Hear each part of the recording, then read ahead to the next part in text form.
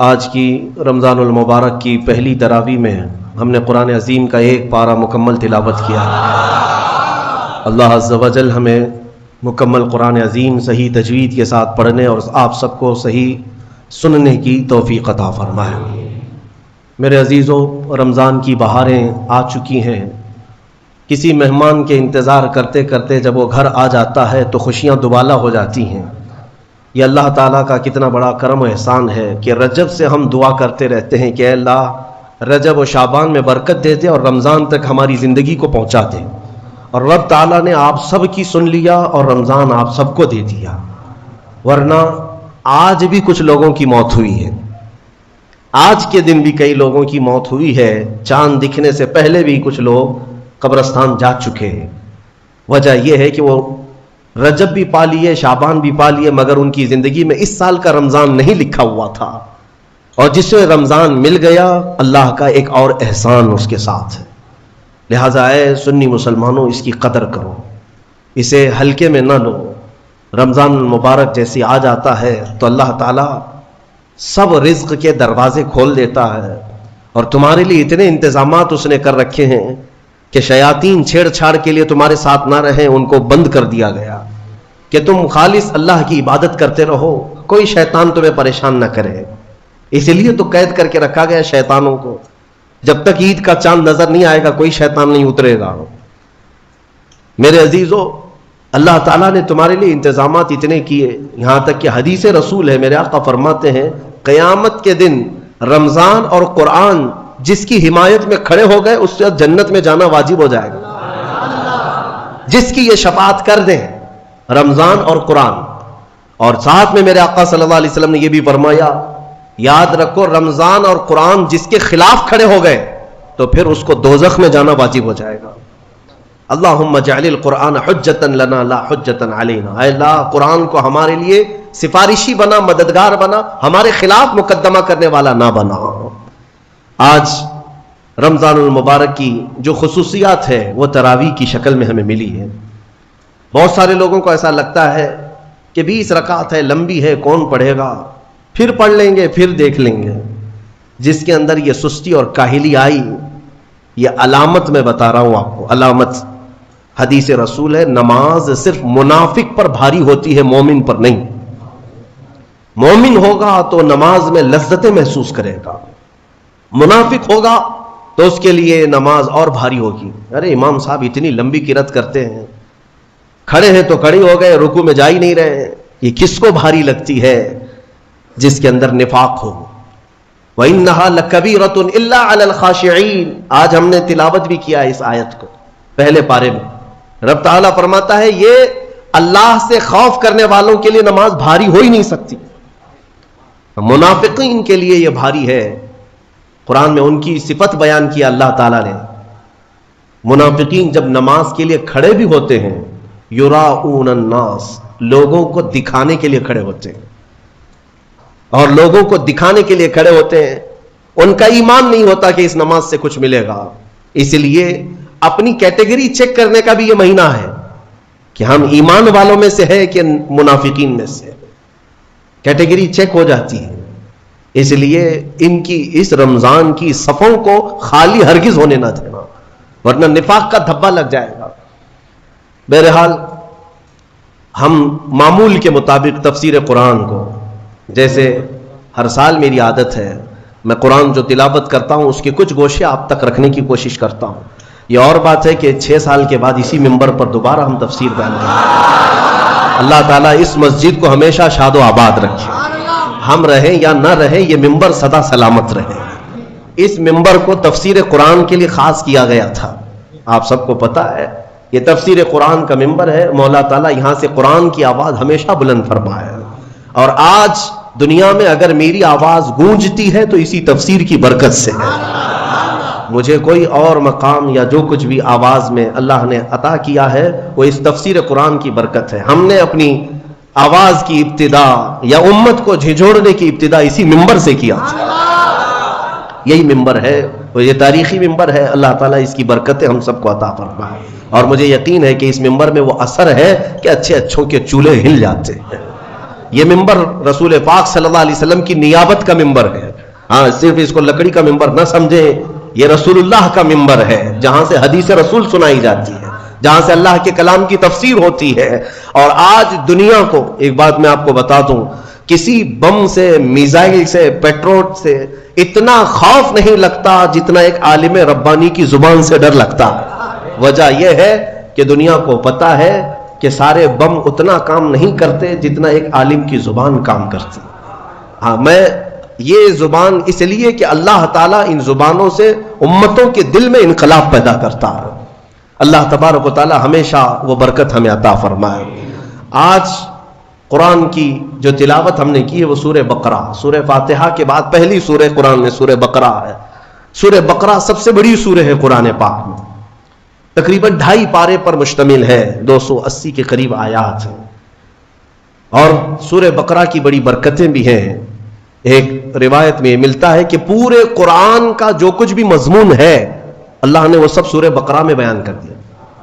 پورے قرآن میں جو کچھ بھی ہے وہ سورہ بقرہ میں، اور جو سورہ بقرہ میں ہے وہ سورہ فاتحہ میں، پورا سورہ فاتحہ میں ہے. اور اسی کو مولا کائنات علی مرتضیٰ نے فرمایا کہ اگر میں سورہ فاتحہ کی تفسیر لکھنے بیٹھ جاؤں تو 70 اونٹوں کو بوجھل کر سکتا ہوں. کیوں؟ اس لیے کہ سورہ فاتحہ ہی قرآن کا نچوڑ ہے، قرآن کا خلاصہ ہے. بہت ساری آیتیں ہیں تفسیر بیان کرنے کے لیے، وقت اتنا نہیں ہوتا. مختصر سی چند چیزیں آپ کے سامنے رکھتے ہیں.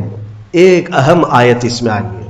میں تفسیر سننے کے پہلے آداب بھی بتا دوں آپ، قرآن پڑھنے کے بھی آداب اور تفسیر سننے کے بھی آداب.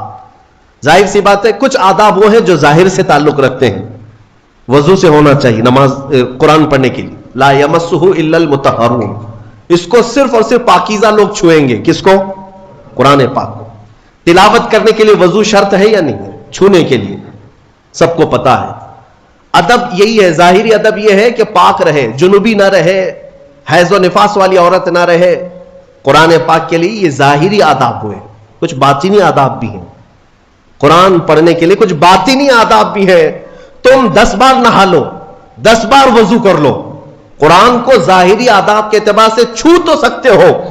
باطنی آداب میں سب سے پہلی شرط یہ ہے قرآن پڑھنا ہو یا سننا ہو تو عشق مصطفیٰ ہونا چاہیے. ہاں بغیر حب مصطفیٰ کے اگر قرآن پڑھے گا تو پھر گمراہی کی طرف بھی جا سکتا ہے. قرآن تو قرآن ہے. حدیث رسول کے بارے میں کہا گیا بخاری شریف کے بارے میں کہ بے عشق مصطفیٰ پڑھتے ہیں جو بخاری. سنا ہے نا آپ نے؟ بے عشق مصطفیٰ جو پڑھتے ہیں بخاری. آتا ہے بخار، ان کو آتی نہیں بخاری. بخار آ جائے گا لیکن بخاری نہیں آئی. جب بخاری کے لیے عشق مصطفیٰ ضروری ہے تو پھر قرآن کے لیے کتنا ہے. اس لیے سب سے پہلی چیز میں آپ کو یہ بتا دوں، قرآن پڑھنا ہے یا سننا ہے، عشق مصطفیٰ شرط ہے. محمد کی محبت دین حق کی شرط اول ہے. اسی میں ہو اگر خامی تو سب کچھ نامکمل ہے. قرآن کی ایک آیت سنا ہوگا نا آپ نے، لقد جاءکم من اللہ نور، قد جاءکم من اللہ نور و کتاب مبین. مشہور آیت ہے. اللہ فرماتا ہے بے شک اللہ کی طرف سے ایک روشن کتاب، قد جاءکم من اللہ نور و کتاب مبین. بے شک اللہ کی طرف سے ایک نور آیا اور ایک روشن کتاب. ایک نور آیا اور ایک روشن کتاب. توجہ چاہتا ہوں، کیا چیزیں آئی اللہ کی طرف سے؟ ایک نور آیا اور ایک روشن کتاب. نور کون ہے سنیوں کو سمجھانے کی ضرورت نہیں. دوسرے لوگ تعویل کرتے ہیں نور سے مراد وہ ہے، نور سے مراد یہ ہے. ہم تو کہتے ہیں صبح طیبہ میں بٹتا باڑا، صدقہ لینے نور کا آیا ہے تارا. ارے ہمارا مزاج تو یہ ہے، بریلی کے امام نے ہمیں یہ سمجھایا ہے، وہی تو جوبن ٹپک رہا ہے، وہی تو جوبن ٹپک رہا ہے، وہی تو اب تک چھلک رہا ہے. ہاں نہانے میں جو گرا تھا پانی کٹورے تاروں نے بھر لیے تھے. یعنی یہ ستاروں کی جو چمک ہے نا، تم کیا سمجھتے ہو؟ سائنٹیفک اعتبار سے کہتے ہیں کہ سورج کی روشنی کھینچ کر رات کو تارے چمکتے ہیں. ہم نے سوال کیا پھر سورج کس کی روشنی کھینچتا ہے؟ سورج کس کی روشنی کھینچتا ہے؟ وہ روشنی سمجھنے کے لیے بریلی کے امام کی زبان میں پڑھنا پڑے گا. سورج ہو کہ چاند ہو. اعلیٰ حضرت فرماتے ہیں کہ اتار کر ان کے رخ کا صدقہ، اتار کر ان کے رخ کا صدقہ، وہ بٹ رہا تھا نور کا باڑا، اچھل اچھل کر جبی، یہ چاند و سورج اچھل اچھل کر جبی کی خیرات مانگتے تھے۔ معراج کی شب میں چاند سورج اچھل اچھل کر جبی کی خیرات مانگتے تھے کہ اللہ یہ تیرے حبیب کا جو اترن ہے نہانے میں جو گرا ہے اور پیشانی مبارکہ سے جو پانی ٹپکا ہے، چاند کہتا ہے وہ میری جھولی میں دے دیا جائے اور سورج کہتا ہے میری جھولی میں دے دیا جائے۔ جو بات میں عرض کر رہا ہوں وہ یہ ہے کہ قرآن میں اللہ نے کیا فرمایا؟ بے شک اللہ کی طرف سے تمہارے پاس کیا آیا؟ ایک نور آیا اور دوسرے روشن کتاب۔ جس کو ہم نے آج پڑھا وہ روشن کتاب، تراویح میں جو پڑھا وہ کون سی کتاب ہے؟ روشن کتاب۔ روشن ہی ہے حقیقت میں، جو پڑھتا ہے وہ بھی روشن ہوتا۔ روشن کتاب آئی اور ایک نور آیا، دونوں کا کیا کمبینیشن ہے؟ دونوں کا کیا تعلق ہے؟ اللہ کی طرف سے ایک نور آیا اور ایک روشن کتاب۔ یہاں اگر ایسا ہوتا کہ بے شک اللہ کی طرف سے کتاب آئی اور ایک نور آیا، نہیں، اللہ کی طرف سے ایک نور آیا پھر روشن کتاب۔ پتہ یہ چلا لائٹ سب بند کر دیں اور کتاب کھولیں، کیا پڑھ پاؤ گے؟ پڑھ پاؤ گے؟ ساری لائٹ میں بند کرتا ہوں اور تمہارے سامنے کتاب رکھتا ہوں، پڑھو، کچھ نہیں پڑھ پاؤ گے۔ ادھر سے ادھر انگلیاں پھیر سکتے ہو، پڑھنے کے لیے روشنی ہونا یہ ضروری ہے، بغیر روشنی کے کتاب نہیں پڑھی جا سکتی۔ اسی لیے آیت میں اللہ نے فرمایا بے شک اللہ کی طرف سے پہلے کیا آیا؟ نور آیا، پھر کیا آئی؟ روشن کتاب۔ اب اس روشن کتاب کے لیے یہ کرنٹ والی لائٹ نہیں، نور مصطفیٰ کی روشنی ضروری ہے۔ جب نور مصطفیٰ میں پڑھو گے تو اس کتاب سے ہدایت بھی پاؤ گے۔ الحمدللہ اہل سنت و جماعت کے حصے میں وہ ہدایت آئی کہ ہم عشق مصطفیٰ کی زبان میں قرآن پڑھتے ہیں۔ الحمدللہ آج بہت ساری باتیں تھی لیکن ایک آیت کی طرف میں لے جاتا ہوں۔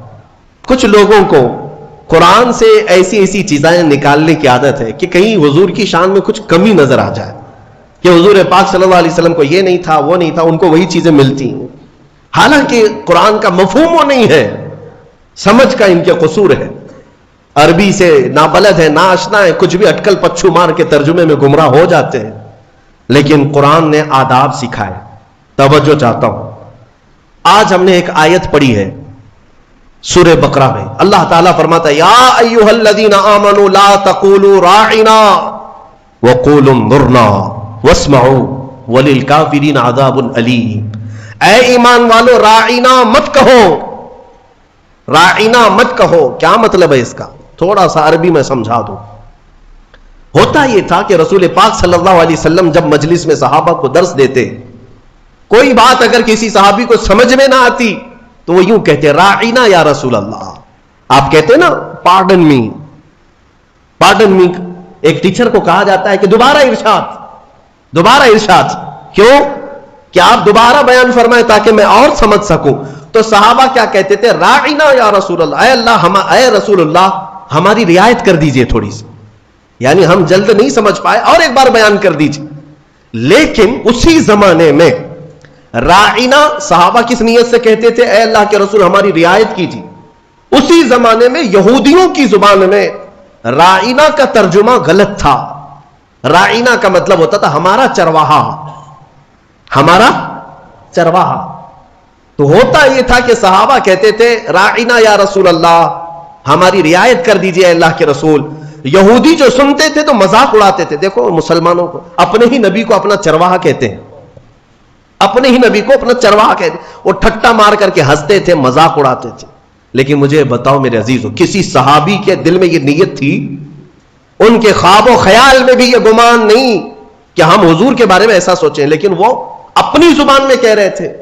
لیکن دیکھیں قانون خداوندی کو، اللہ نے اس لفظ کو بھی منع کر دیا جس کا معنی کسی بھی زبان میں الگ آ سکتا ہو، وہ جملہ میرے نبی کی شان میں بولا ہی نہ جائے، بولا ہی نہ جائے۔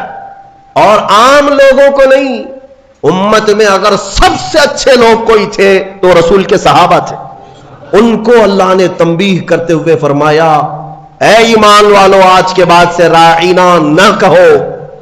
جب اگر دوبارہ کہنے کی بات آئے حضور کی بارگاہ میں تو کیا کہو؟ اللہ نے وہ بھی سکھایا، کہو وقول انظرنا، یوں کہو نظر کرم فرمائی، اللہ نظر کرم فرمائیے۔ ایسا لفظ استعمال کرو نبی کی بارگاہ میں جس کا کوئی بھی کوڑھی دوسرا ترجمہ کر بھی نہ سکے. کوئی بھی دل کے کوڑ والا مریض جو گستاخ ہے, بغض رکھتا ہے, عداوت رکھتا ہے, وہ ایسا تصور بھی نہ لا سکے. عزیزان گرامی, صحابہ کو جب یہ تنبیہ کر دی گئی تھی, اب ہمارا اور تمہارا حال کیا ہے؟ بعض ایسے لوگ ہیں جو نبی پاک صلی اللہ تعالی علیہ وسلم کے لیے, حضور پاک صلی اللہ تعالی علیہ وسلم کے لیے الفاظ کی ہیرا پھیری کے ساتھ وہ شان رسالت میں تنقیص کرنے کو اور گستاخی کرنے کو یہ سمجھتے ہیں کہ ہم بہت پڑھے لکھے لوگ ہیں, ہم بہت ایجوکیٹڈ لوگ. صحابہ کو جب یہ تنبیہ کر دی گئی کہ آپ رائنا نہیں کہیں گے آج کے بعد, اور اتنا ہی نہیں بلکہ آگے یہ بھی تنبیہ کر دیا رب تعالیٰ نے, وَقُولُوا انظُرْنَا وَاسْمَعُوا, یہ کہنے کی ضرورت بھی کیوں آئے گی؟ غور سے سنا کرو. جب نبی بیان کرے تو غور سے سنا کرو. صحابہ کو اتنی تنبیہ ہے. دوسری آیتیں ہیں سورہ حجرات کی, وہ پڑھیں گے تو اش کر جائیں آپ. مولا فرماتا ہے لا ترفعوا اصواتکم فوق صوت النبی, تم میں سے کوئی بلند آواز سے نبی کی بارگاہ میں بات بھی نہ کرے. صحابہ کو کہا گیا. یہ بھی آیت کس کے لیے اتری تھی؟ ایک صحابی تھے جن کو سنائی کم دیتا تھا, حضرت قیس. کم سنائی جس کو دیتا ہے نا وہ بلند آواز سے بات کرتا ہے. تجربہ معلوم ہوگا آپ کو, جس کو کم سنائی دیتا ہے وہ اونچا بولتا ہے. اس صحابی کی عادت تھی, وہ زور سے کہتے تھے یا رسول اللہ آپ نے کیا کہا. مولا کو یہ بھی پسند نہیں تھا. عتاب نازل فرمایا کہ اگر تم نے بلند آواز سے بات کی میرے نبی کے دربار میں, جتنے اعمال تھے اب تک کے سب ضائع ہو گئے, سب ختم ہو گئے. ان تحبط اعمالکم وانتم لا تشعرون, تمہیں گمان بھی نہیں ہوگا, تمہیں پتہ بھی نہیں چلے گا, سارے اعمال ضائع کر دیے جائیں گے.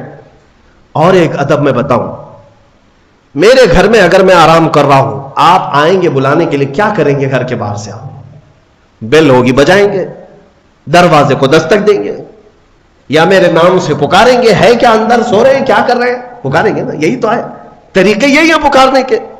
لیکن بارگاہ رسول کے آداب بھی قرآن میں آئے. صحابہ جب گھر پر جائیں رسول کے, کیا کریں؟ وہ اللہ کے رسول کے گھر کے باہر جانا ہو, دستک دیں, پکاریں, کیا کریں؟ اللہ تعالیٰ فرماتا ہے ان الذین ینادونک من وراء الحجرات اکثرهم لا یعقلون. اللہ رب فرماتا ہے وہ لوگ بے شک جو نبی کے حجرے کے باہر کھڑے ہو کر کے نبی کو پکارتے ہیں, ان میں سے اکثر لوگ عقل والے نہیں ہیں. جو پکارتے ہیں اس میں اکثر لوگ عقل والے نہیں ہیں. ارے اندر والے کو بلانے کے لیے کیا کہنا پڑے گا, کیا کہنا پڑے گا؟ پکارنا تو یہ ہے. لیکن مولا فرما رہا ہے وہ عقل والے لوگ نہیں ہیں جو حجرے کے باہر کھڑے ہو کر کے حضور کو پکار رہے ہیں. تو پھر کیا ہے؟ قرآن سکھاتا ہے وَلَوْ أَنَّهُمْ صَبَرُوا حَتَّى تَخْرُجَ إِلَيْهِمْ لَكَانَ خَيْرًا لَهُمْ. رب فرماتا ہے آداب یہ ہے, لوگوں کو چاہیے کہ وہ دروازے کے باہر جا کر خاموش کھڑے رہے, میرا رسول خود باہر ہے. ارے نادانوں پوچھو, رسول دروازے بند اندر بیٹھ کر باہر کون کھڑا ہے کیسے جانتے ہیں؟ یہی عقیدہ بریلی کے امام نے ہمیں دیا. اور کوئی غیب کیا تم سے نہاں ہو بھلا, جب نہ خدا ہی چھپا. رسول پاک کو خبر تو ہے کہ دروازے کے باہر کون کھڑا ہے, اسی لیے قرآن کہہ رہا ہے جاؤ تو ہاتھ باندھ کر کھڑے رہو, بس میرا رسول خود ہی باہر آئے گا. پکارنے کے لیے ہم اور آپ ہیں, ہم مجھے پکارو, ہو سکتا ہے مجھے پتہ ہی نہیں باہر کون ہے, لیکن رسول کے لیے نہیں. ایک صحابی آئے, وہ دعا کرانے کے لیے آئے تھے گھر سے, غریب تھے, تنگ دست تھے, ان کے ماں باپ کا انتقال ہو گیا تھا. یہ سوچ کر کے گھر سے نکلے آج میرے والدین کی مغفرت کی دعا کراؤں گا اور میری غریبی دور ہو جائے, تنگ دستی دور ہو جائے, اس کے لیے حضور سے سفارش کروں گا. آئے لیکن دیکھا مجمع ایسا حضور کو سمیٹے بیٹھا ہے, بڑے بڑے صحابہ سامنے, ان کو جانے کی ہمت نہیں ہوئی, دور بیٹھے رہ گئے. عصر سے مغرب تک انتظار کیا, موقع نہیں ملا. مغرب کی اذان ہوئی, نماز کے لیے میرے آقا تشریف لائے. نماز کے بعد پھر حضور بیٹھے, لیکن بڑے بڑے صحابہ نے گھیر لیا. یہ غریب صحابی تھے, دور کھڑے رہ گئے, کہاں پھلان پھلان کر کے جاؤں گا, پیچھے کھڑے رہے. عشاء کی اذان ہو گئی, عشاء تک موقع نہیں ملا. عشاء کی نماز پیچھے پڑے, اور عشاء کے بعد میرے آقا صلی اللہ علیہ وسلم سیدھے اپنے گھر میں جاتے تھے. اب بیٹھک نہیں ہوتی تھی. اب عشاء کی نماز کے بعد حضور اپنے حجرے کی طرف نکلے. یہ صحابی کہتے ہیں میں نے سوچا موقع تو آج دن بھر نہیں ملا, ہاتھ باندھے پیچھے پیچھے چلتے رہے. حضور اپنے دروازے پر پہنچ گئے اور پیچھے مڑ کر کہتے ہیں جا اللہ تیری غریبی دور کرے, تیرے ماں باپ کی مغفرت کرے. کس نے کہا میرے نبی سے, کس نے کہا؟ میرے عزیزوں, اسی لیے تو ہمارا عقیدہ یہ ہے کہ وہ دلوں کی بھی سنتے ہیں, اس کی بھی سنتے ہیں جسے بولنا نہیں آتا. وہ لکڑیوں کی جب سنتے ہیں, ہرن کی جب سنتے ہیں, تو امتیوں کی کیوں نہیں سنیں گے؟ ہم یہاں سے پکارے وہ وہاں سے سنے, مصطفیٰ کی سماعت پہ دور و نزدیک کے سننے والے وہ کانے لالے کرامت پہ. اسی لیے سنیوں میں کہتا ہوں کہ تفسیر بھی سننا ہو تو عشق مصطفیٰ کے ساتھ سنو. مزہ ہی کچھ اور ہے کہ اپنے نبی کو چھوڑ کر محفل کون سی ہوتی ہے. رسول جس محفل میں نہ ہو تو محفل کہاں ہے؟ اسے محفل نہیں کہا جاتا. بلے شاہ میاں رحمۃ اللہ علیہ بڑے صوفی بزرگ ہیں, وہ کہتے ہیں جس دل میں حضور کی یاد نہ ہو اس دل میں کتے بستے ہیں, کتے ہوتے ہیں, جانور بستے ہیں. حقیقت ہے دل اسی کو کہتے ہیں جس میں حضور کی یاد آئے. دل ہے وہ دل جو تیری یاد سے معمور رہا, سر ہے وہ سر جو تیرے نام پہ قربان گیا. ہاں, دل اور سر وہی ہے جو حضور کے لیے ہو, حضور کے لیے نہ ہو تو پھر یہ کدو کا ایک ٹکڑا ہے اور دل جو ہے سینے کے اندر وہ گوشت کا ایک چھتڑا ہے اور کچھ نہیں. ہاں بس ان کی حیثیت اتنی ہے, دونوں کندھوں کے بیچ میں ایک کدو کا ٹکڑا ہے اور سینے کے اندر گوشت کا ایک چھتڑا ہے. اسے دل مت کہنا اور اسے سر مت کہنا. دل کہنے کے لیے ضرورت اس بات کی ہے کہ دیکھو پہلے اس میں حب مصطفیٰ ہے یا نہیں. سر کہنے کے لیے ہر ایک کو سر مت کہنا, بلکہ اعلیٰ حضرت فرماتے سر صرف وہی ہے جو ان کے قدموں پہ قربان ہونے کو تیار ہے, وہی سر ہے. بہرحال آج کی اس تفسیر میں ہم نے بارگاہ رسول کا ادب پڑھا ہے. اسی لیے اے میرے عزیزوں, حضور پاک صلی اللہ تعالی علیہ وسلم کو چھوڑ کر دنیا کا کوئی علم نہیں ہے, کوئی علم نہیں. واللہ اعلیٰ حضرت فرماتے ہیں ذکر خدا بھی جو ہے اللہ کا ذکر کرنے کے لیے جب بھی کھڑے ہوں گے, اگر اس میں مصطفیٰ کا ذکر نہیں آیا تو اسے ذکر خدا کہا ہی نہیں جائے گا. ذکر خدا ہے ہی نہیں. ذکر خدا جو ان سے جدا چاہو نہ جدیو, واللہ ذکر حق نہیں کنجی سقر کی ہے. فرماتے ہیں یہ جہنم کی چابی ہے, حضور کا ذکر چھوڑ کر کے اگر تم کہتے ہو بخدا خدا کا یہی ہے در, نہیں اور کوئی مفر مکر. اس کو میں سمجھاؤں آپ کو. اعلیٰ حضرت فرماتے ہیں مفر کا مطلب ہوتا ہے بھاگنے کی جگہ, اور مکر کہتے ہیں ٹھہرنے کی جگہ. حضور کو اگر چھوڑو گے تو نہ بھاگنے کی جگہ ہے نہ ٹھہرنے کی جگہ ہے. ہبلی میں نہیں, پوری دنیا میں. ہاں, نہ بھاگنے کی جگہ ملے گی نہ ٹھہرنے کی جگہ ملے گی حضور کو اگر چھوڑو گے. اگر کوئی یہ سمجھتا ہے نا ہمارے پاس جگہ ہے ہمارے پاس, کس کے؟ ہاں, پی ایم کے چرنوں میں ہے, سی ایم کے چرنوں میں ہے ہمارے پاس جگہ. تو جتنے دن راج کرنا ہو 4 دن کی چاندنی ہے. پھر دیکھنا ایک وقت آئے گا جب تمہاری روح قبض ہوگی, سامنا میرے مصطفیٰ کا کرنا ہوگا, اور پھر ملائکہ تمہیں بتائیں گے, اور قیامت کا دن تو یہ حساب کا ہوگا. دیکھنی ہے حشر میں عزت رسول اللہ, وہاں کسی کی نہیں چلنے والی ہے, کسی کی نہیں ہے. خلیل اللہ کو بھی حاجت رسول اللہ. عزیزان گرامی وقار, بخدا خدا کا یہی ہے در, نہیں اور کوئی مفر مکر جو وہاں سے ہو یہی آ کے ہو, جو یہاں نہیں تو وہاں نہیں. تفسیر قرآن کے لیے بھی حضور پاک صلی اللہ تعالی علیہ وسلم کی محبت شرط ہے, شرط ہے. حضور کو چھوڑ کر ایک ابھی سوشل میڈیا میں گمراہی پھیلانے والے کئی ایسے موسمی کیڑے آتے رہتے ہیں, اور آج مجھے جوانوں کو بتانا اس لیے بھی ضروری ہے کہ یہ اپنا آدھا دین جو ہے سوشل میڈیا پر ہی سمجھ بیٹھے ہیں. ہاں, ان کا سب سے بڑا استاد تو علامہ گوگل ہے. مولانا گوگل سے پوچھیں گے, نام بھی اسی سے پوچھیں گے, مسئلے بھی اسی سے پوچھیں گے, اور گوگل صاحب سب بتا دیتے ہیں. تو جس کا استاد گوگل ہے وہ سنے, وہ سنے. ہر چیز اس میں جو آ جاتی ہے وہ صحیح نہیں ہوتی. ہاں, شہد دکھائے زہر پلائے, قاتل ڈائن شوہر کش, اس مردار پہ کیا للچانا دنیا دیکھی بھالی. اعلیٰ حضرت نے اس کی بہت پہلے تشریح کر دی تھی. یہ وہ دنیا ہے جو تمہیں شہد دکھاتی ہے اور زہر پلاتی ہے. کچھ لوگ ایسے آئے ہوئے ہیں اس میں. ایک شخص آیا, وہ کہتا ہے کہ صرف قرآن, اس میں کسی حدیث کی ضرورت نہیں, حدیث لینا ہی نہیں ہے, نہ بخاری نہ مسلم نہ ترمذی نہ ابو داؤد نہ نسائی نہ ابن ماجہ نہ مشکات, کوئی حدیث نہیں چاہیے, قرآن ہی چاہیے, صرف قرآن. قرآن سے ہمیں یہ خبر ملی, کچھ نوجوان اس میں بہکتے چلے گئے. ہاں, قرآن ہی تو سب کچھ ہے اس کے اندر. جب اللہ نے فرمایا سارا بیان ہم نے قرآن میں اتار دیا ہے, کوئی خشکی تری چھوڑا ہی نہیں, سب کچھ قرآن میں ہے, تو پھر حدیث کی کیا ضرورت؟ وہ شک ڈالتے ہیں. ارے ظالم, تو یہ تو بتا یہ قرآن اترا کس پہ ہے, یہ قرآن کہاں سے آیا, کون بتایا یہ آیت ایسی ہے؟ حضور کو چھوڑے گا تو ایک آیت بھی تجھے نہیں ملے گی. قرآن کس نے سنایا؟ ارے حضور پر وہی اترتی تھی, حضور سنائے صحابہ کو تو قرآن لکھا گیا. اگر حضور بیان نہ کرتے تو کیا قرآن آتا؟ آج نبی پاک کو چھوڑ کر کچھ لوگ یہ کہتے ہیں کہ کسی حدیث کی ضرورت نہیں, صرف قرآن, صرف قرآن. اے میرے عزیزوں, اس طرح کی گمراہیوں سے اپنے آپ کو بچا لو.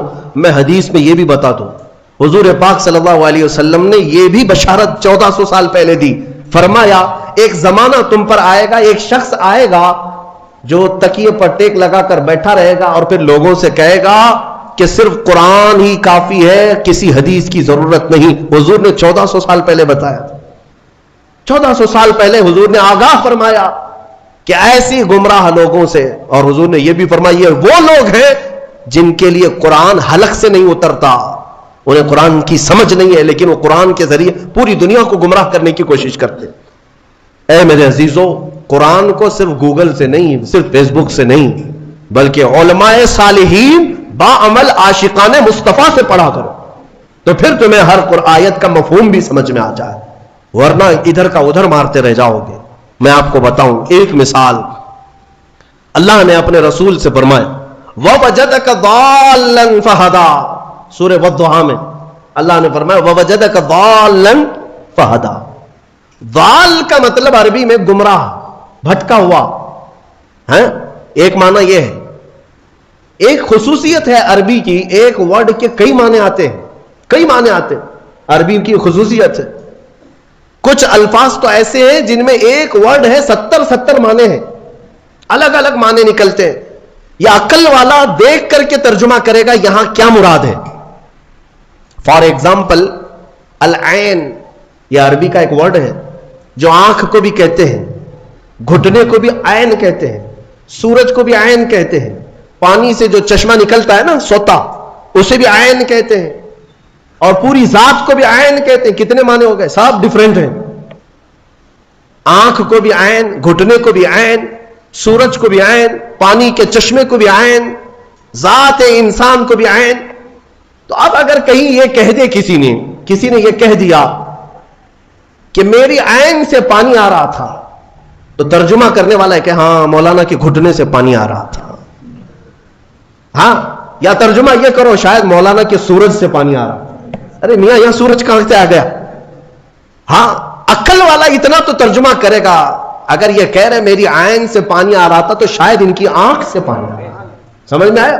ہاں, اتنی تو سمجھ ماشاءاللہ ہمارا مجمع رکھتا ہے. اگر میں ایک جملہ کہہ دوں تو ترجمہ آپ خود ہی کر لیں گے. مثال کے طور پر اگر میں یہ کہہ دوں عربی میں کہ آج عین 6:30 بجے نکل گیا, تو آپ ترجمہ کیا کریں گے؟ مولانا کا گھٹنا 6:30 بجے نکل گیا, یہ کریں گے؟ آپ کیا کریں گے سچ بتاؤ؟ سورج. الحمدللہ, یہ عقل ہے, یہ اتنی سمجھ ہے کہ سورج آج 6:30 بجے نکل گیا, یہ مطلب ہے. لیکن آؤ, جس کی مت ماری جاتی ہے, جس کے اندر عشق مصطفیٰ نہ ہو, کوڑ ہو, وہ ایسی ترجمے کرتا ہے. ضال کا مطلب ہوتا ہے راستہ چھوڑا ہوا, بھٹکا ہوا. لیکن کچھ اچھے معنی بھی آتے ہیں اس کے, کچھ اچھے معنی بھی آتے ہیں. لیکن اچھے مکھی کو کہاں نظر آتے ہیں؟ وہ جسم میں جہاں زخم ہوگا وہیں بیٹھے گی نا, زخم جہاں دیکھتی وہاں بیٹھے گی, کیونکہ مکھی کو پیپ پینے کا شوق ہے, خون پینے کا شوق ہے, اچھی جگہ نہیں بیٹھتی. بہرحال بلا تشبیہ و بلا تمثیل, حضور پاک صلی اللہ علیہ وسلم کو جب اللہ نے فرمایا وَوَجَدَكَ ضَالًّا فَهَدَىٰ, اے محبوب ہم نے آپ کو ضال پایا, تو کچھ لوگوں نے یہاں یہ تیر مار دیا, اے رسول ہم نے آپ کو بھٹکا ہوا پایا تو اب ہدایت دے دیا, آپ کو گمراہ پایا تو ہدایت دے دیا. ظالموں, اگر رسول ہی گمراہ ہے تو پھر امت کو کیا ہدایت دے؟ وہ خود بھٹکے ہوئے اگر تھے تمہارے ترجمے کے حساب سے. بے عشق مصطفیٰ جب اس طرح کی تک بندیاں کرو گے, تیر مارو گے, تو یہی ہوگا. ان سے جا کر پکڑ کر کوئی پوچھے کہ رسول گمراہ کب تھے, کب تھے کہ اللہ نے انہیں ہدایت دیا؟ اگر وہ بھٹکے ہوئے تھے, گمراہ تھے, اور اللہ نے ان کو ہدایت دیا, تو ہمارا عقیدہ ہی ختم ہو گیا کہ رسول معصوم ہوتے ہیں, عقیدہ ہی ختم ہو جائے. اسی لیے پھر ایسے جملوں کو سمجھنے کے لیے عشق کے امام کے دربار میں جانا ہو, جو حضور کی محبت بھی رکھتا ہو. اور وہ بریلی کے امام کی بارگاہ میں جب ہم پہنچتے ہیں پوچھتے ہیں وَوَجَدَكَ ضَالًّا فَهَدَىٰ کا کیا مطلب نکلتا ہے؟ تو وہ عشق میں ڈوبی ہوئی زبان سے کہتا ہے اے محبوب ہم نے آپ کو اپنی محبت میں خود رفتہ پایا تو اپنی طرف راستہ دے دیا. کیا ترجمہ ہے؟ خود رفتہ کا مطلب کیا ہوا؟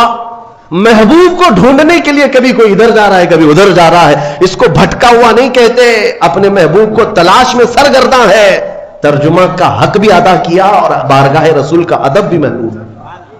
اس لیے میں کہتا ہوں کہ پہلے نور کی ضرورت ہے پھر روشن کتاب.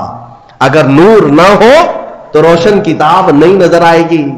اس لیے نور مصطفیٰ کا واسطہ ضروری ہے، حوالہ ضروری ہے. انشاءاللہ اس بار ہم جو بھی تفسیر کریں گے وہ نور مصطفیٰ کی برکت سے کریں گے انشاءاللہ. اور ہم کوشش یہ کریں گے کہ کوئی تفسیر ہماری ذکر مصطفیٰ سے خالی نہ ہونے پائے، کوئی تفسیر ہماری، کوئی مجلس اور کوئی محفل ہماری ذکر مصطفیٰ سے خالی نہ ہونے پائے. اس لیے کہ ہمیں جو کچھ بھی ملا ہے یا رسول اللہ وہ تمہاری بدولت ملا ہے، اور اگر ہماری زبانیں تمہارا ذکر نہ کرے تو پھر یہ زبان کس کام کی ہے؟ دہن میں زبان تمہارے لیے، بدن میں ہے جہاں تمہارے لیے. یا رسول اللہ ہم آئے یہاں تمہارے لیے، اٹھے بھی وہاں. جب ہم انہی کے لیے آئے ہیں تو پھر کیوں نہ ان کا ذکر کریں. ہم مسلمان ساتھ میں اللہ تعالیٰ کا یہ شکر بجا لاتے ہیں کہ مولا تو نے اپنے حبیب کے چاہنے والوں کی جماعت میں ہمیں بنایا ہے، ہمیں اس جماعت میں رکھا جو صبح اٹھتی ہے تو مصطفیٰ جان رحمت پہ لاکھوں سلام کہتی ہے، اور اپنا سلام نمازوں کا پھیرتی بھی ہے تو کھڑے ہو کر یا نبی سلام علیکہ کہتی ہے. یعنی مولا کا یہ کتنا بڑا احسان ہے کہ اس نے اپنی عبادتوں کے لیے مسجد میں بلایا، لیکن ہماری مسجدیں عبادت خدا بندی کے ساتھ ساتھ مدینے کی طرف توجہ بھی دلا دیتی ہے، مدینے کی طرف رخ کرنا بھی سکھا دیتی ہے. وہ مسجد ہی کیا جو مدینے کا رخ نہیں دکھاتی، وہ مسجد ہی کیا جو مصطفیٰ کے چہرے کی تڑپ نہیں پیدا کرتی، دیدار کی تڑپ نہیں پیدا کرتی. اللہ تبارک و تعالی ہمیں کہنے سننے سے زیادہ عمل کی توفیق عطا فرمائے. سورہ بقرہ کی وہ تفسیر پچھلی تفسیریں ہوں گی، آپ اس کو بھی سن لیں. ہم نے کافی سالوں سے جو تفسیریں کی ہیں موجود ہے، اس میں جو آیتیں آئی ہیں اجمالاً اگر میں ذکر کروں تو پہلے اللہ نے ایمان والوں کی تعریف فرمائی. سب سے پہلے جو شروع ہو رہا ہے یؤمنون بالغیب، وہ لوگ جو غیب پر ایمان لاتے ہیں، اللہ نے ایمان والوں کی تعریف کی. اس کے بعد کافروں کی مذمت کی کہ کچھ کافر ایسے ہیں جن کے دلوں پر اللہ نے مہر لگا دی، انہیں کچھ اب سمجھ میں نہیں آئے گا. ختم اللہ علی قلوبہم وعلی سمعہم وعلی ابصارہم غشاوہ، ان کے دلوں پر مہر لگا دی گئی، ان کی آنکھوں پر پردہ پڑا ہے، ان کے کانوں کو کچھ نہیں سنائی دے گا. کیا؟ حق بات نہیں نظر آئے گی، حق بات نہیں سنائی دے گی، حق بات سمجھنے کی طاقت نہیں ہوگی. آج بہت سارے ایسے ہیں جو اسلام کی حقانیت کو آنکھوں کے سامنے دیکھ رہے ہیں، مگر یہ ابو جہل کی اولاد ماننے کو تیار نہیں مانے گی. ہاں ان کے دلوں پر اللہ نے مہر لگا رکھی ہے. یہ دشمنی میں اس قدر آگے بڑھیں گے، ان کو نماز سے چڑ ہے، اذان سے چڑ ہے، قرآن سے چڑ ہے، برقعے سے چڑ ہے، ٹوپی سے چڑ ہے، داڑھی سے چڑ ہے. کیوں چڑ ہے؟ دل پر جو مہر لگی ہوئی ہے، دل پر جو مہر لگی ہوئی ہے. ان کا کام کیا ہے؟ ان کو کیا کرو گے آپ؟ بعض لوگ ابھی یہ سوچتے ہیں، ہمیں بھی کہتے ہیں کہ مولانا ہو سکتا ہے کچھ تقریروں سے وہ پلٹ جائیں، جن کو اللہ نے مہر لگا کے رکھا ہم کیا پلٹیں اس کو؟ اللہ نے اپنے رسول سے کہا انک لا تسمع الموتى، اے رسول ان مردوں کو آپ سنا نہیں سکیں گے. ان کو اللہ نے مردہ فرمایا. جو دشمنی میں جل رہا ہے اسے چھوڑ دیں، اسے چھوڑ دیں، ان قریب اللہ کی پکڑ میں وہ گرفتار ہوگا. ہاں اگر انجانے میں کوئی بھٹکا ہوا ہے تو اس کو ہدایت دینے کے لیے کوشش ضرور کرنی چاہیے. تو جن کے دلوں پر مہر لگا ہے ان کا کوئی سروکار نہیں، نہ قرآن سے، نہ حدیث سے، نہ ہماری تقریروں سے، نہ نماز سے. تیسری ایک جماعت ہے جس کی مذمت میں اللہ نے 13 آیتیں نازل کی. 5 آیتیں مومنوں کی شان میں، 2 آیتیں کافروں کے لیے، 13 آیتیں ایک جماعت کے لیے آئی. وہ کون سی جماعت ہے میاں؟ مذبذبین بین ذالک لا الہ ہؤلاء ولا الہ ہؤلاء. قرآن کہتا ہے یہ وہ ہے جو مومنوں میں بھی نہیں ہے، کافروں میں بھی نہیں ہے، نہ ادھر کی ہے، نہ ادھر کی ہے، ادھر کی ہے. اعلیٰ حضرت نے بھی فرمایا نہ ادھر کی ہے نہ ادھر کی ہے بلکہ ادھر کی ہے. یہ منافقین کی جماعت ہے. منافقین کی مذمت میں اللہ نے 13 آیتیں بیان کی اور اللہ نے ان کی سب صفتیں بیان کی ہے. کیا کیا کر، جب مال ملنے لگتا ہے تو کہتے ہیں ارے یہی تو حق مذہب ہے، ہاں اسی میں چلنے لگ جاتے ہیں, دوڑنے لگ جاتے ہیں. جہاں اسلام پر کوئی مصیبت آئی, کہا ہم پہلے ہی بولتے نہیں تھے یہ بہت ڈینجر راستہ ہے, یہ بہت ڈینجر راستہ ہے. ہاں ہم سے بہت سارے لوگ یہ کہیں گے ابھی اچھا چل رہا ہے, ارے مولانا کیا کہتے ہیں آپ, بہت اچھا ہے, بہت اچھا ہے. اور کبھی اگر ہمارے اوپر کوئی پکڑ آئی یا کوئی مصیبت میں نازل آئے, ہم پہلے ہی کہتے تھے مولانا بہت بولتا ہے, پہلے ہی بولتے تھے ہم, کیا ضرورت تھی, گھر میں بیٹھنا چاہیے تھا. مدینے کے کچھ منافقین جنگ احد کے بارے میں بھی ایسے ہی کہنے لگے. جب مسلمانوں کو شکست ہوئی جنگ احد میں تو واویلا مچائے, ہم پہلے ہی بولتے تھے نہیں جانا چاہیے تھا, ارے اپنے پاس اتنا ہتھیار نہیں, کچھ نہیں ہے, کیا ضرورت تھی جانے کی. یہ منافقین کی جماعت, ان کی اللہ نے صفات بھی قرآن میں بیان کر دی. اور میں کہتا ہوں میرے عزیز, میں نے اپنی ایک تفسیر میں کہا بھی تھا, یہ چوہے ہیں, چوہے اپنی جماعت میں یہ چھپے ہوئے چوہے ہیں. یہ غدار لوگ جو ہوتے ہیں یہ کرتے کیا ہیں, سیم چوہا گھر میں جو رہتا ہے نا چھوٹا ہوتا ہے لیکن بڑی بڑی تار کاٹ دیتا ہے. کبھی کرنٹ کی تار کاٹ دیا, کبھی گیس کی پائپ لائن کٹ کر دیا. کرنٹ کی تار کھا جاتا ہے تو بجلی سپلائی بند, لائٹ بھی نہیں چل رہی, کچھ بھی نہیں ہو رہا.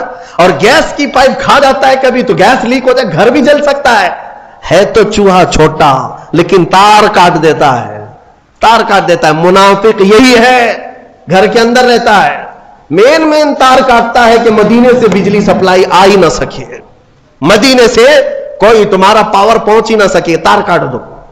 مومنوں کو اسلام سے جڑی ہوئی جو شناختیں ہیں یہ کاٹ دیتا ہے. اور منافقین سے بچنے کے لیے کرنا کیا چاہیے, کیا کرو گے, کیسے پہچانو گے ان کو؟ جماعت کے اندر جو موجود ہوتے ہیں غدار منافقین, جو اپنی قوم کو بیچ آتے ہیں, ان کی داڑھی ٹوپی سفید جبے کبے پہ مت جانا, ہاں یہ کوئی علامت نہیں ہے ایمان والوں کی. منافقین جو دین کو بیچ آتے ہیں ان سے بچنے کے لیے سیم وہی تھیوری ہے. گھر میں چوہے کو بھگانے کے لیے کیا کرتے, دوا نہیں میاں, دوا مارنے سب دوا نہیں ہوتے, دوا زہریلی ہوتی ہے, آپ کو بھی اثر کر جائے گی. سمپل سی بات ہے, بلی پال لو. کیا کرتے ہیں, بلی پالتے ہیں. اور بلی کیا ہے, سارے چوہوں کو پکڑ لے گی کیا, نہیں پکڑے گی. میاؤں میاؤں کہتی ہے تو چوہے بھاگ جاتے. بلی کی آواز سے چوہے نہیں آتے. ہمارے بزرگوں نے فرمایا اسی طرح یہ چھپے ہوئے غدار اور منافقین جو چوہے ہیں تمہاری جماعت کو کاٹتے ہیں, ان سے ان کو دور بھگانے کے لیے علماء صالحین اور عاشقین کو اپنی جماعت میں رکھا کرو. ہاں محلے میں ہر آبادی میں وہ عالم برحق ہونا چاہیے جو رسول پاک کا عشق رکھتا ہے, وہ میاؤں میاؤں کرتا رہے گا, یہ چوہے بھاگتے رہیں گے. ہاں ان سے تمہاری حفاظت ہوگی. عزیزان گرامی, منافقین کی مذمت میں اللہ نے 13 آیتیں بیان کی. اس کے بعد اس بارے میں آدم علیہ السلام کی تخلیق کا ذکر ہے, موسیٰ علیہ السلام کی امت کا ذکر ہے, اور سورہ بقرہ جس وجہ سے یہ ہوئی ہے نام اس کا, وہ پورا واقعہ موجود ہے. بنی اسرائیل میں ایک گائے کو ذبح کیا گیا تھا. اب ظاہر سی بات ہے گائے کے ذبح کی تفسیر بیان کروں گا تو کچھ لوگوں کو لگے گا کہ یہاں پر بھی آتنک والی زبان استعمال کی جا رہی ہے. ارے اس پر تو بینڈ ہے, بنی اسرائیل میں بینڈ نہیں تھا. بنی اسرائیل کی بات کر رہا ہوں. مولانا ابھی اگر یہ گائے کے ذبح کی بات کر رہے ہیں تو آپ کو معلوم ہونا چاہیے یہ پچھلے 2 سال کی پہلے کی بات ہے, مجھے خواب و خیال میں بھی نہیں تھا. سورہ بقرہ کی ہم تفسیر کر رہے ہیں, کوئی صاحب کہہ رہے ہیں گائے پر تو بند ہے نا. ارے میاں بنی اسرائیل میں بند نہیں تھا, وہ 4000 سال پہلے کی جماعت ہے ان کے زمانے میں, اور وہ بھی کھانے کے لیے نہیں, وہ تو حضرت موسیٰ علیہ السلام کا ایک معجزہ ظاہر کرنا تھا.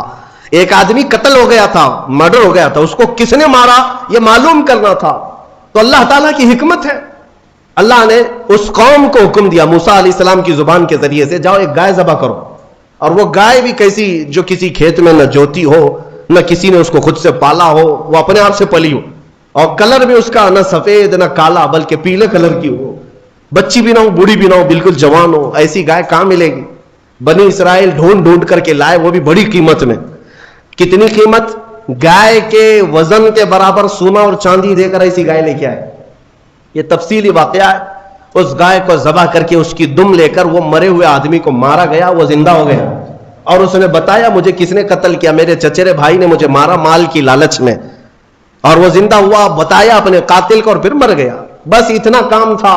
یہ جو پورا واقعہ ہوا ہے اسی کا ذکر اس پارے میں آیا, جس کی وجہ سے اس سورے کا نام سورہ बकरा रखा गया है, सूरह बकरा। बकरा नहीं, बकरा जो है ये मेंढे दुम्बे को कहते हैं, बकरा है, बकरा गाय को कहते हैं। अल्लाह तबारक व तआला इस सूरह की बरकतें हम सबको अता फरमाए, कुरान को सही समझकर पढ़ने की तौफीक अता फरमाए, तिलावत के आदाब, तफसीर के आदाब मनहूज रखने की हमें तौफीक अता फरमाए। मौला इस रमजान को हम सब के लिए बरकतों और रहमतों वाला बना दे, हमारी बख्शिश और मगफिरत का सबब बना दे। व आखिर दावाना अनिल हम्दुलिल्लाहि रब्बिल आलमीन। और एक दुआ की दरखास्त आई है हमारे जनाब मोहम्मद सादिक कप्यालूर साहब, जो तकरीबन 3 साल से लखनऊ की जेल में कैद हैं और बेकसूर कुछ मुसलमानों को इस तरह जालिम कैद और बंद की सोबतें में रखते हैं। हम उन बेकसूर मुसलमानों के लिए खुसूसी दुआ करते हैं और मौला करीम की बारगाह में आजिजाना आप हाथ उठा करके कहें कि मौला हम में जो भी आशिकाने मुस्तफा नाहक बेकसूर जेलों में है, उनकी रिहाई की सबील पैदा फरमा दे, उनको जालिमों की चंगुल से आजाद फरमा दे, उनको बेकसूर साबित फरमा दे। वसल्लल्लाहु तआला अला खैरि खल्क़ि मुहम्मद व आलिहि व अस्हाबिहि अजमईन बिरहमतिक या अरहमर राहिमीन।